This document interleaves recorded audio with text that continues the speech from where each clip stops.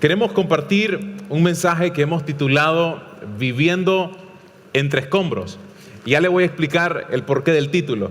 Hace algunos años, mientras se estaba librando, probablemente la mayoría de ustedes han escuchado que allá en Siria ha habido una guerra muy cruel. De hecho, no hay ninguna guerra que no sea cruel, toda guerra es cruel.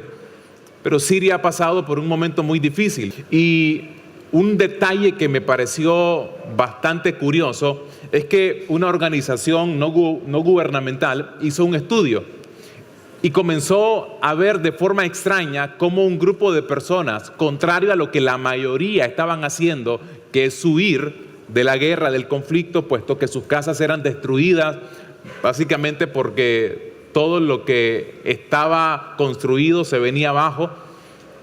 Sin embargo, había un grupo de personas de que continuaban viviendo en los escombros. Vivían ahí literalmente. Entonces, una organización hace el estudio, se les acerca a esta familia y le hacen la pregunta básica: ¿por qué no se han ido? Habiendo el peligro de que una próxima bomba estalle por aquí cerca, ¿por qué no se han ido? Y ellos dieron una respuesta que me pareció triste, pero a la vez creo que ilustra la vida de muchas personas en el mundo. Ellos dijeron esto: hay un principio, un lugar que fue destruido jamás es atacado nuevamente. Así que nos sentimos seguros viviendo entre escombros. ¿Para qué irnos? ¿Quién va a querer destruir lo que ya está destruido? Así que viviendo así nos sentimos seguros.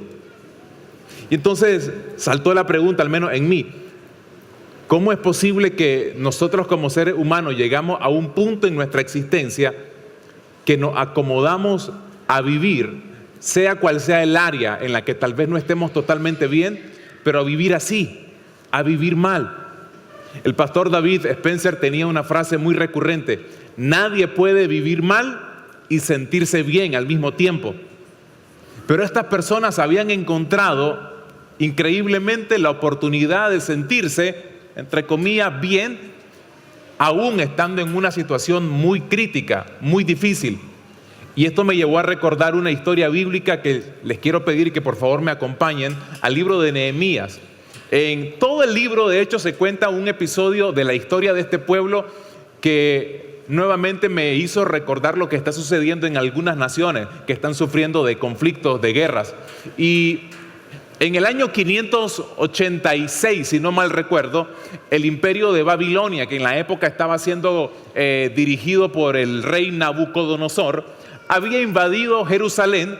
Y como ustedes recordarán, la ciudad de Jerusalén estaba básicamente rodeada por muros muy grandes, muy fuertes, pero el imperio de Babilonia literalmente los destruyó, todo se vino abajo.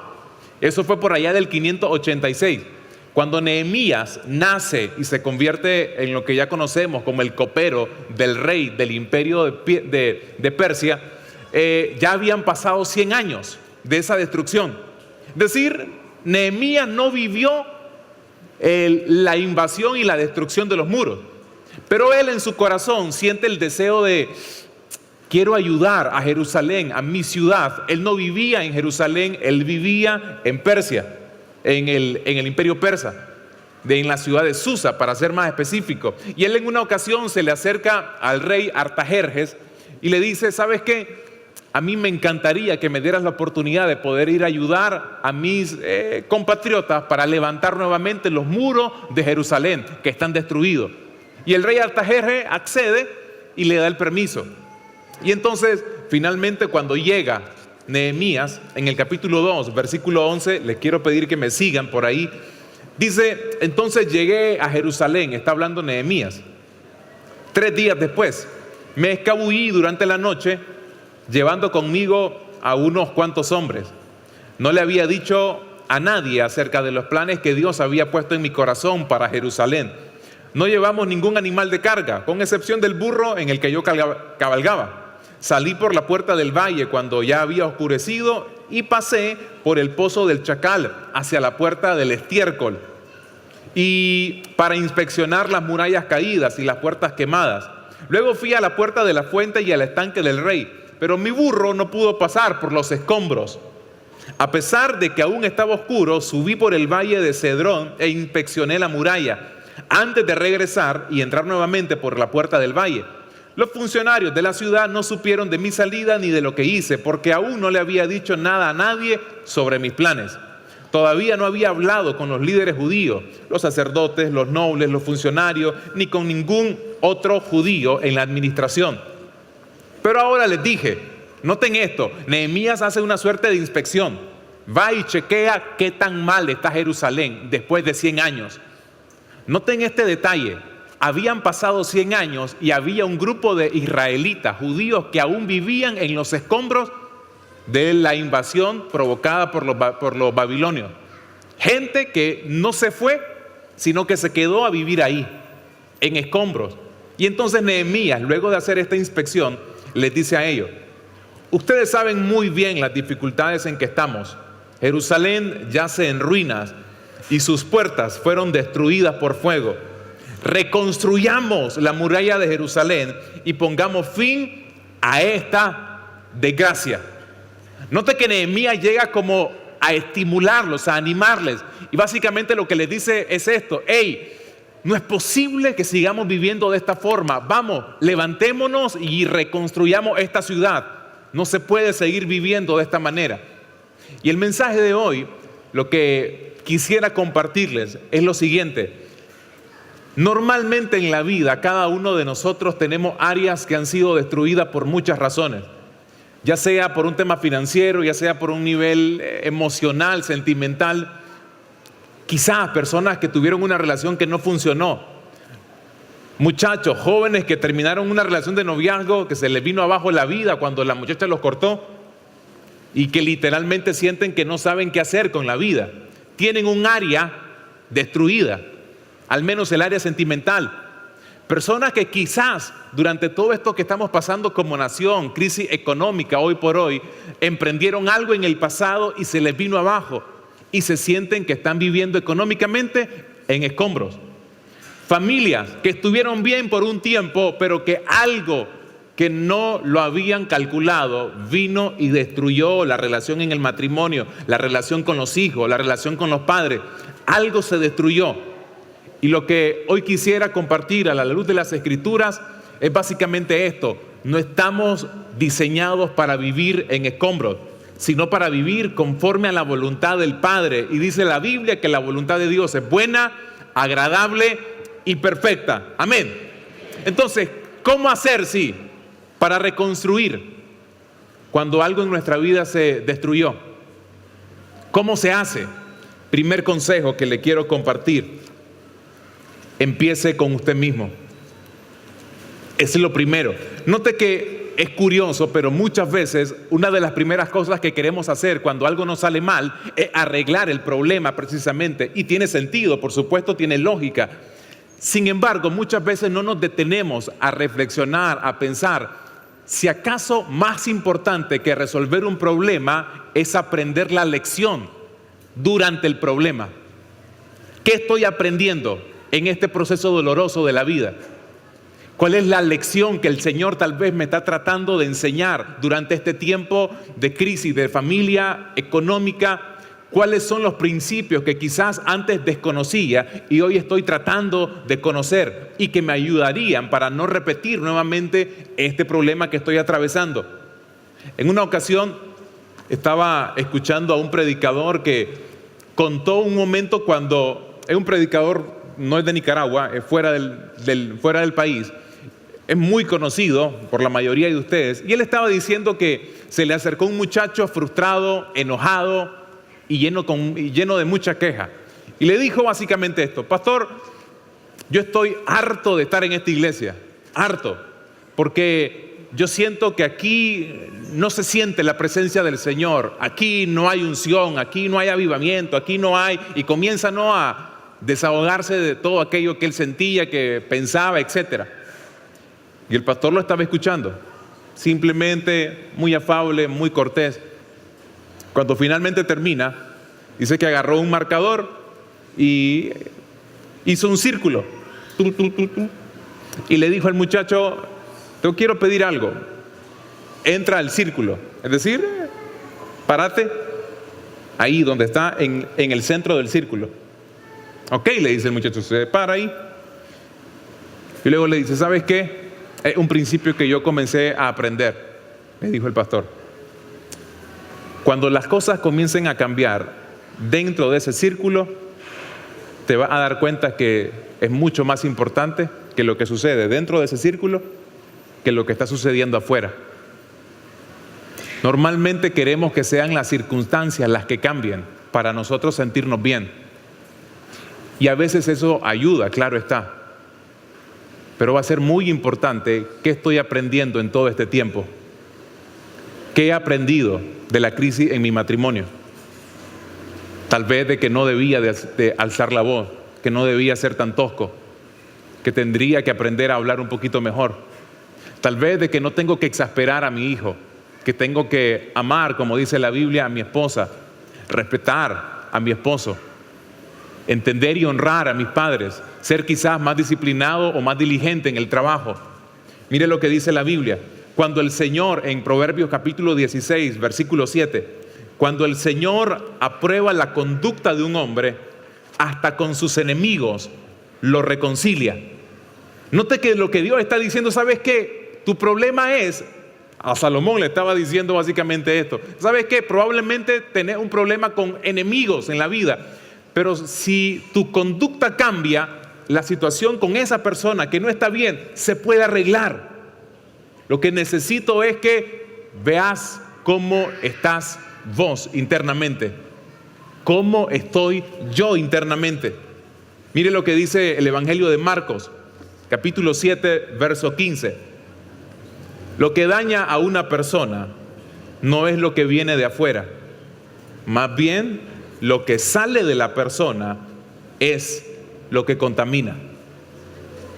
Por lo tanto, ¿qué tengo que hacer para reconstruir un área que se ha destruido en mi vida? Tratar de aprender las lecciones de ese momento difícil. ¿Qué hemos aprendido en momentos duros? Ese es el primer consejo. El segundo, orientémonos por la obediencia y no por los resultados.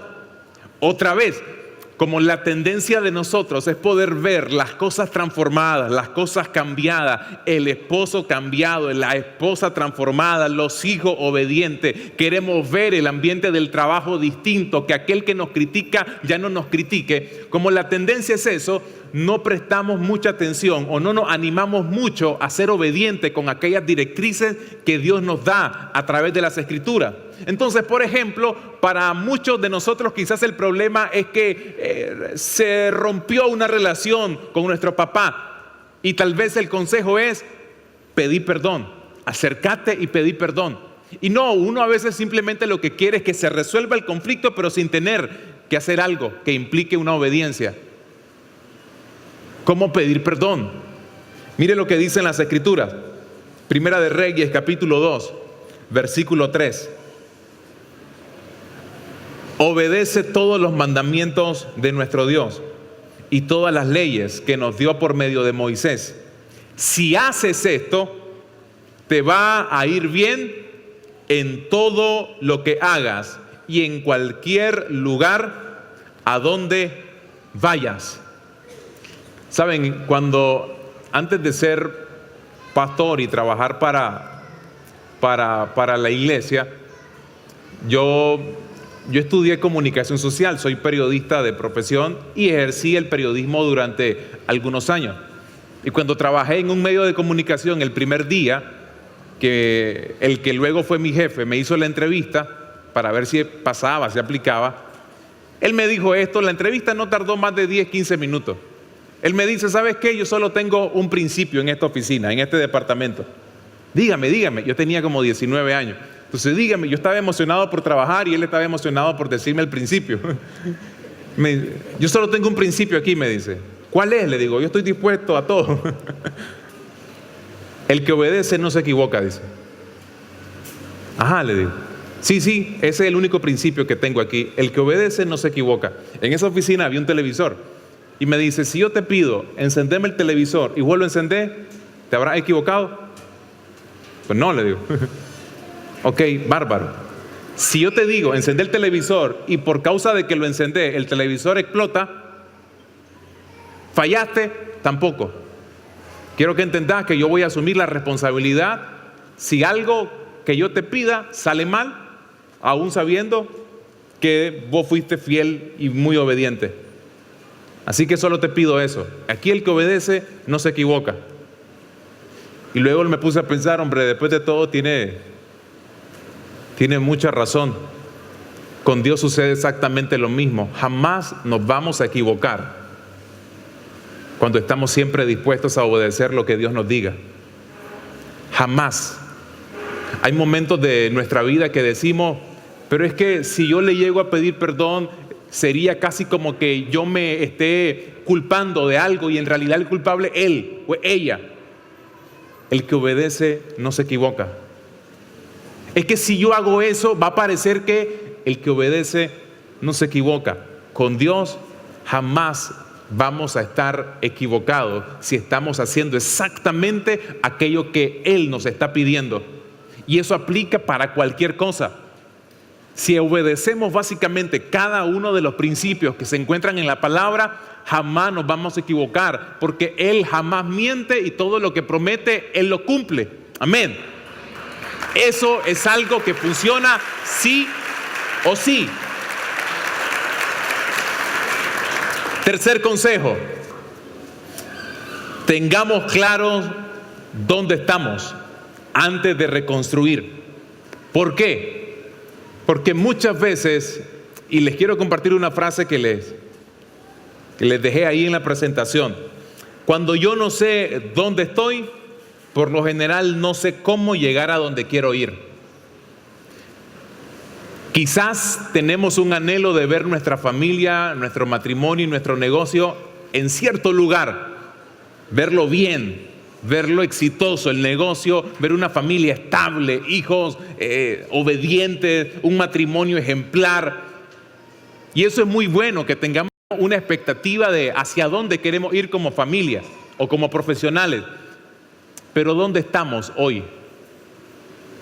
Porque si yo no sé dónde estoy hoy, difícilmente voy a saber qué cosas corregir para llegar hacia donde se supone que Dios me quiere llevar.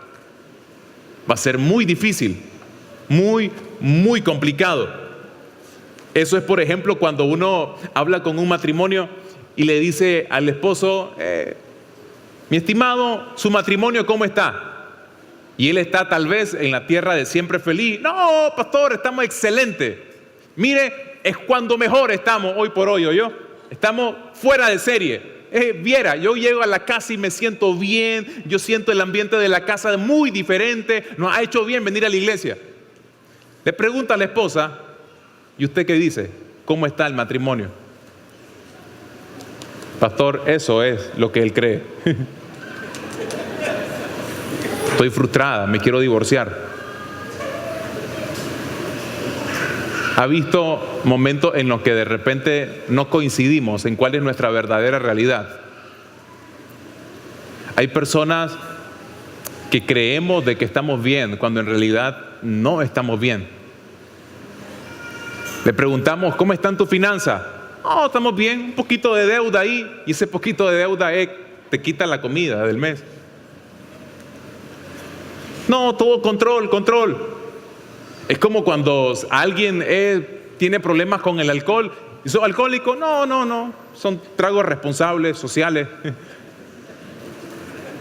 Y quizás no tiene, nuevamente, una idea clara de quién es él. Es importante saber dónde estoy para lograr descubrir la forma de llegar al destino que Dios quiere para mi vida. Mire, esto me lo enseñó de una forma tan práctica y sencilla el pastor Eric Ferguson. En una ocasión, hace algunos años, tuve el chance de poder hacer un viaje con él a Estados Unidos y fueron unos días. Y durante el viaje íbamos a hacer unas compras a un centro comercial. Miren, yo jamás había andado por aquellos lados. Yo de Centroamérica no había pasado. Entonces yo andaba como, qué bonito ese edificio, qué grande aquello. Y me llevó a un centro comercial que no es un centro comercial como los que tenemos aquí en el país, ¿verdad? Allá era una mini ciudad y uno entra y se pierde. Al punto que hasta él se perdió. No era solamente lo extenso del centro comercial, sino también que tenía muchos pisos. Era bien grande el asunto. Y comenzamos a caminar y caminar y caminar hasta que llegamos a una intersección. Y ahí había camino para acá, camino para acá, camino para acá y camino para acá. Y él se detiene y me dice, él camina muy rápido. Y me dice, flaco, no sé qué hacer, dice, espérate, esperemos, me perdí, dice. Íbamos a una tienda y él preguntaba, pero como es tan grande, aun cuando uno pregunta, la gente te dice, no sé. Y entonces él se queda ahí, ¿qué hacemos? ¿Qué hacemos? ¿Qué hacemos? ¿Qué hacemos? ¿Cómo llegamos? Y los dos, yo digo, si él no conoce que es de aquí, yo menos. Si él es el guía turista, yo... Sin darnos cuenta, a espaldas de nosotros estaban los famosos planos. ¿Han visto esos planos? No, aquí incluso en los centros comerciales están en el país. Hay un plano que te dice esto siempre, usted está aquí. Yo cuando lo veo, yo no sé mucho inglés, pero cuando dice ahí, you are here. Ahí luego la pastora Carolina me va a corregir. Pero cuando veo eso, usted está aquí, yo lo entiendo, ¿no? Entonces yo me pongo a pensar, y lo dije en voz alta, ¿no? Con el pastor Eric ahí. Oh, le digo, si no me lo dicen, no me doy cuenta, yo estoy aquí. Lo que necesito saber es a dónde ir, a dónde agarrar para ir a aquella tienda. Esa era mi gran lógica, ¿no? Y me dice él, flaco, es importante saber dónde estás para poder llegar a donde necesitas. Acordate siempre de eso, me dice. Me dice, la pregunta del millón es, ¿cómo está tu matrimonio? Y ahí me lo dijo en el mismo momento. Aprovechó. ¿Cómo está tu matrimonio? ¿Cómo están tus finanzas? ¿Querés tener reales? Sí, pero ¿cómo está ahorita? ¿Qué te ha impedido poder ser un mejor administrador? ¿Querés tener un buen matrimonio, una buena relación con tus hijos? ¿Te has puesto a pensar qué área está fallando en tu relación? ¿Qué cosas no estás haciendo bien? No podés dejar todo a un deseo, a un anhelo. Quisiera estar allá. ¿Han visto ese tipo de personas que te dicen, yo quisiera tener reales? Yo quisiera casarme y tener una esposa y un esposo y unos hijos y una casa y un vehículo y un trabajo y servir al Señor. Y es muy bueno. Pero ¿dónde estoy ahorita? El dónde estoy ahorita me va a servir para hacer lo que se requiera para llegar hasta ese lugar. Note lo que dice el apóstol Pablo en Romanos 12, versículo 3.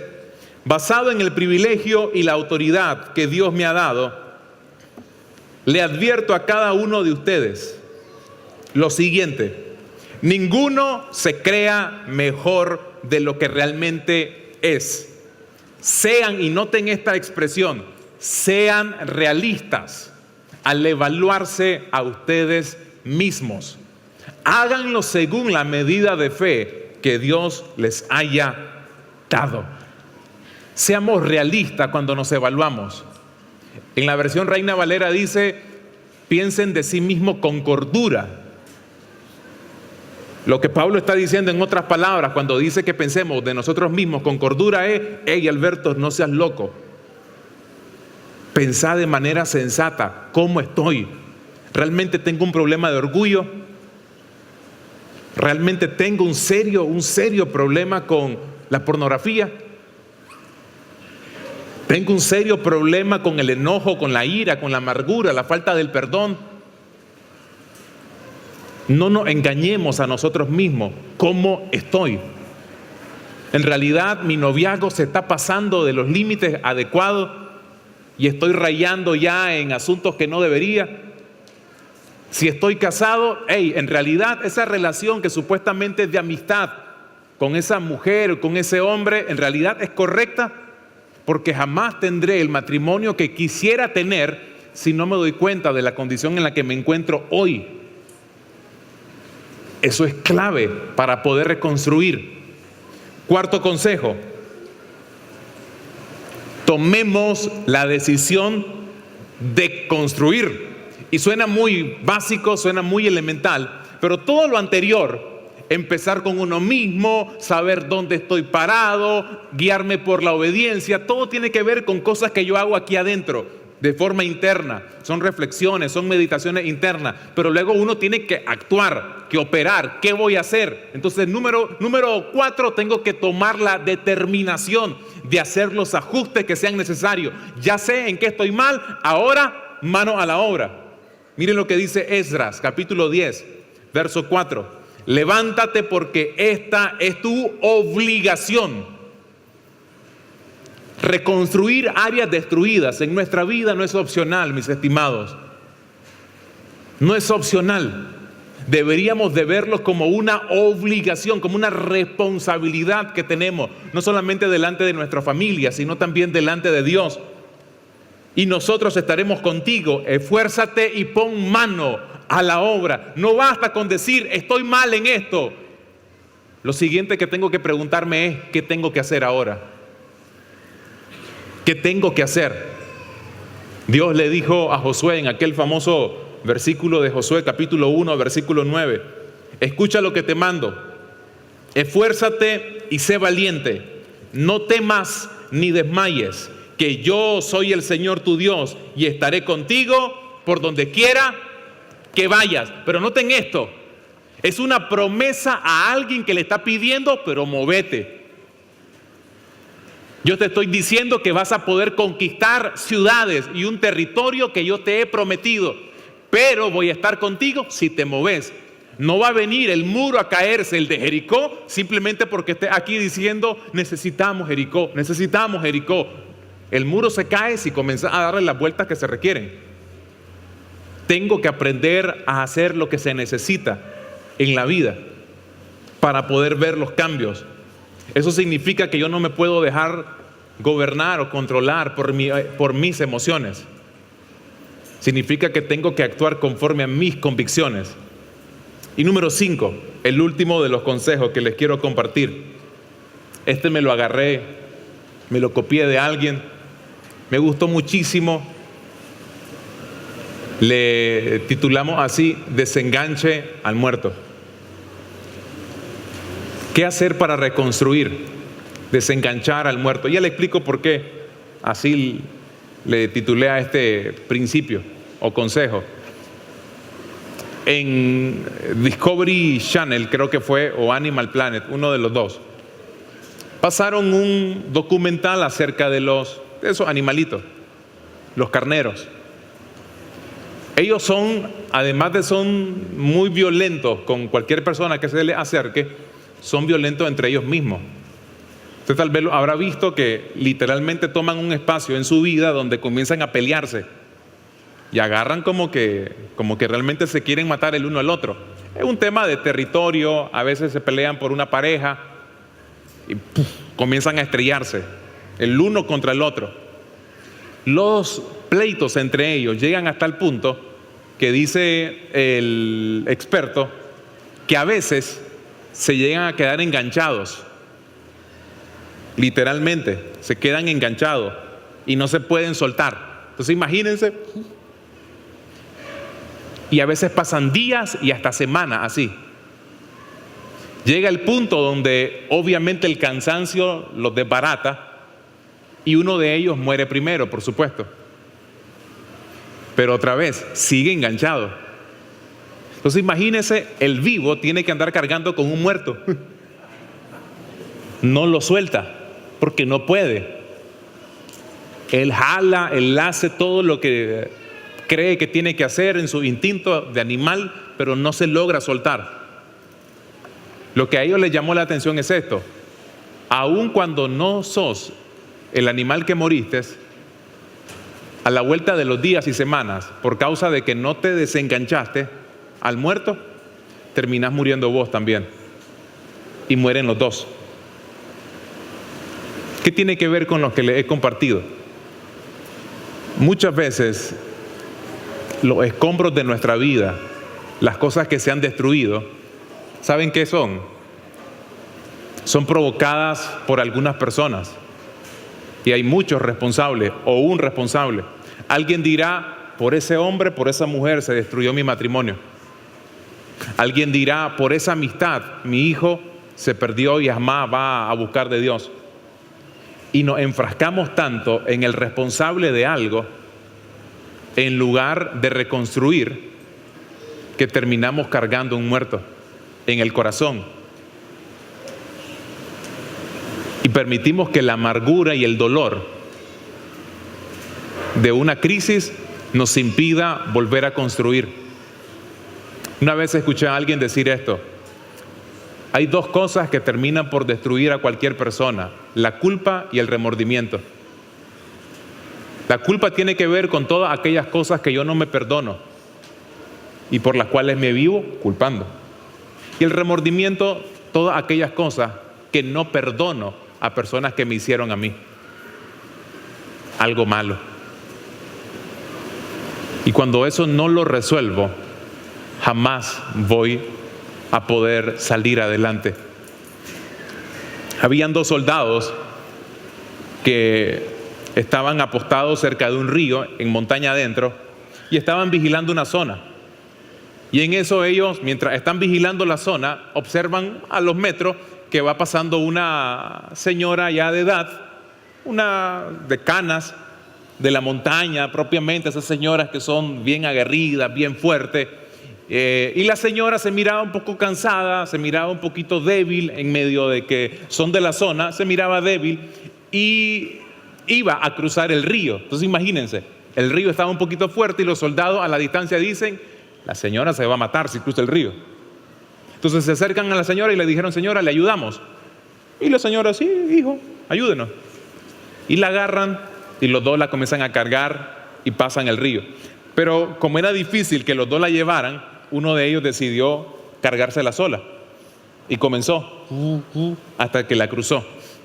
Luego ellos se regresaron y volvieron a apostarse en el lugar donde estaban, pero el que la había cargado se comenzó a quejar de un dolor y le dolía la espalda. Parecía que le había afectado los músculos, algo.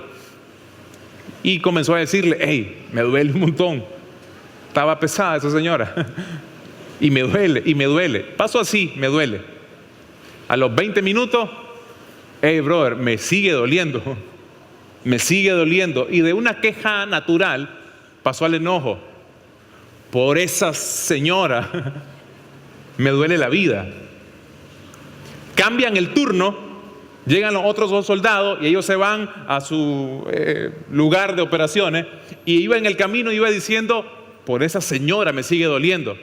El otro se hastió de escuchar lo mismo y le dijo: brother, ¿sabes qué? ¿Sabes por qué te sigue doliendo? Porque todavía la seguís cargando. Déjala de cargar y te va a dejar de doler. Y en la vida hay muchas cosas que aún seguimos cargando en el corazón y que nos van a impedir poder construir lo que Dios quiere reconstruir en nuestra vida. Dice la Biblia en un pasaje muy conocido, y con esto voy cerrando. Pablo lo dijo en Filipenses 1, versículo 6. Estoy convencido de que Dios empezó una buena obra entre ustedes y la continuará hasta completarla el día en que Jesucristo regrese. O sea, Dios dice: ¿sabes qué? Tu vida sin mí estaba en ruinas, estaba en escombros. Pero yo, cuando decido reconstruir algo, yo lo termino, diría el Señor. Aquel que comenzó en mí una buena obra, la va a completar, la va a perfeccionar. Amén. Y Él jamás va a abandonar todo aquello que comenzó en nuestra vida. Jamás.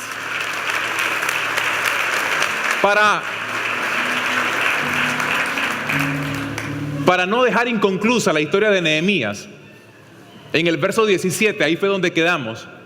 Él dijo: cuando regresé les dije: ¿ya vieron lo mal que estamos? ¿Se dieron cuenta cómo estamos de mal? Dice Nehemías. Jerusalén está desierta y todas sus puertas han sido quemadas. Anímense y vayamos todos a levantar las murallas de Jerusalén. Basta ya de esta vergüenza. En cuanto les conté la gran ayuda que mi Dios me había brindado y lo que el rey me había dicho, todos exclamaron. La gente se emocionó con Nehemías y dijeron: sí, comencemos a reconstruir la muralla. Y se dispusieron a poner manos a la obra. Note bien, la gente se animó porque llegó alguien a decirle: ¡hey, reconstruyan! Es como que en este momento, los gritos que estoy pegando, es para que usted diga: le voy a echar gana ahora, voy a pelear por todo, le voy a meter de todo. Y entonces yo estoy tratando aquí de animarle: reconstruya, si hay algo que usted ha abandonado, sueños que usted ya enterró, vuélvalo a desenterrar y crea que Dios tiene algo bueno para usted. Y eso es genial. Si usted sale así, es genial. Pero hay una tendencia, que al rato se nos pasa la emoción cuando volvemos a nuestra realidad. Porque aquí uno normalmente se emociona, pero llegamos a la casa y chocamos con la realidad. Ahí está el esposo, el hijo, la esposa, el padre, la mamá, con la que todavía no sabemos qué hacer, cómo resolver el asunto. Y nos olvidamos de la emoción de aquí, de amén, gloria a Dios. Eso pasó con el pueblo de Israel. Noten en el capítulo 4, versículo 10 de Nehemías. En un momento ellos comenzaron a escuchar voces de gente que los estaba desanimando, gente que les decía: no, hombre, abandonen eso, y los comenzó a amenazar. Y miren lo que luego el pueblo de Israel le dijo a Nehemías. Y dijo Judá: la fuerza de los acarreadores se han debilitado, y el escombro, noten esto, y el escombro es mucho, y no podemos edificar el muro. Lo que el pueblo le estaba diciendo a Nehemías era esto: hey, Nehemías, ¿sabes qué? No es que no lo quiera intentar. Es la gente que se le acerca de repente a un líder, a un pastor, y le dice: ¿sabe qué, pastor? No es que no he intentado recuperar a mi hijo, a mi hija, a mis padres, mi matrimonio. No es que no lo he intentado, pero es que realmente estamos muy mal. Realmente estamos mal. El escombro es mucho. ¿Qué le hago, pastor? Mejor abandonamos esto ya. Yo ya me acostumbré a vivir así, pastor, viviendo entre escombros. Ya me acostumbré. Pero Nehemías es un tipo de líder fuera de serie. En realidad es casi como un modelo de liderazgo en nuestra actualidad. Y él les respondió, miren, versículo 14. Después miré, son las palabras de Nehemías, y me levanté, luego que escuchó el dolor del pueblo, y dije a los nobles, a los oficiales y al resto del pueblo: no teman delante de ellos. Noten lo que aquí está diciendo Nehemías. Primer consejo: si quieren abandonar algo que Dios quiere construir en ustedes, número 1, no tengan miedo de todo lo que se les pueda venir en ese proceso. No teman. Acuérdense del Señor, grande y temible. Recuerden quién está del lado de ustedes. Recuerden las promesas. Si Dios está conmigo, ¿quién en contra de mí? Y luego Nehemías añade: y peleen por sus hermanos, peleen por sus hijos, peleen por sus hijas, peleen por sus mujeres, peleen por sus casas. En otra versión dice: peleen hasta la muerte por sus hogares. Peleen y peleen. Lo que Nehemías está diciendo es: hey, no va a ser tan sencillo. Yo entiendo que puede ser duro, yo entiendo que puede ser muy difícil, pero no se den por vencidos. Por eso le dijo Dios a Josué: esfuérzate y sé valiente, no temas y no desmayes. Yo voy a estar contigo donde sea que vayas. Amén.